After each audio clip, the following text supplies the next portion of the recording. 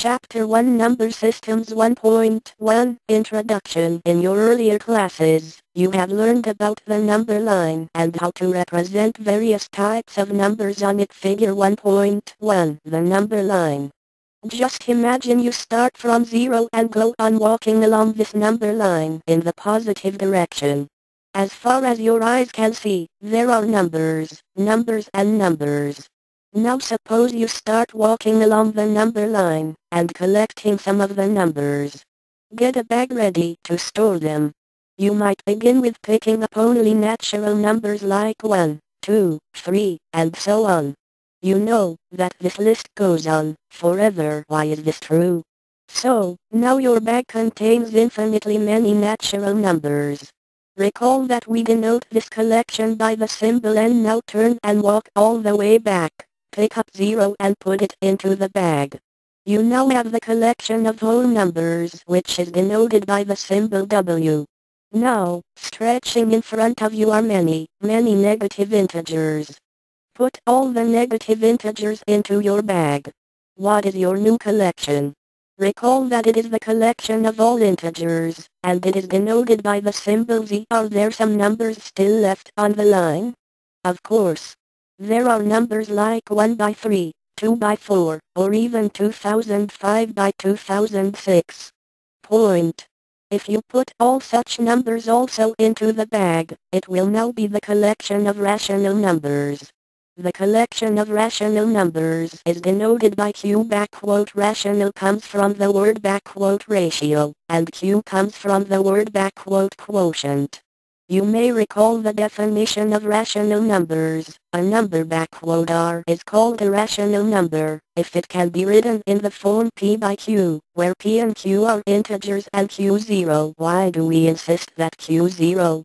Notice that all the numbers now in the bag can be written in the form P by Q, where P and Q are integers and Q0.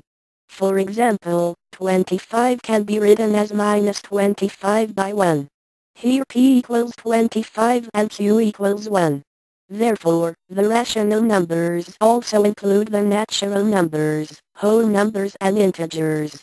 You also know that the rational numbers do not have a unique representation in the form P by Q, where P and Q are integers and Q0. For example, 1 by 2 equals 2 by 4 equals 10 by 20 equals 25 by 50 equals 47 by 94, and so on. These are equivalent rational numbers, or fractions. However, when we say that P by Q is a rational number, or when we represent P by Q on the number line, we assume that Q0 and that P and Q have no common factors other than 1, that is, P and Q are co-prime. So, on the number line, among the infinitely many fractions equivalent to 1 by 2, we will choose 1 by 2 to represent all of them. Now, let us solve some examples about the different types of numbers, which you have studied in earlier classes. Example 1, are the following statements true or false? Give reasons for your answers. 1. Every whole number is a natural number. 2. Every integer is a rational number. 3. Every rational number is an integer. Solution.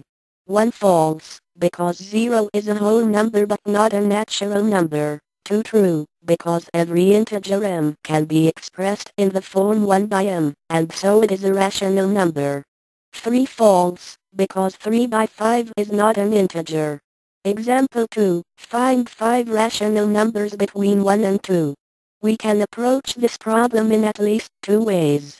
Solution 1. Recall that to find a rational number between r and s, you can add r and s and divide the sum by 2, that is, rs plus by 2 lies between r and s, so 3 by 2 is a number between 1 and 2. You can proceed in this manner to find 4 more rational numbers between 1 and 2. These 4 numbers are 5 by 11, 13 by 7 and 4 by 8, 8 by 4. Solution 2. The other option is to find all the 5 rational numbers in one step.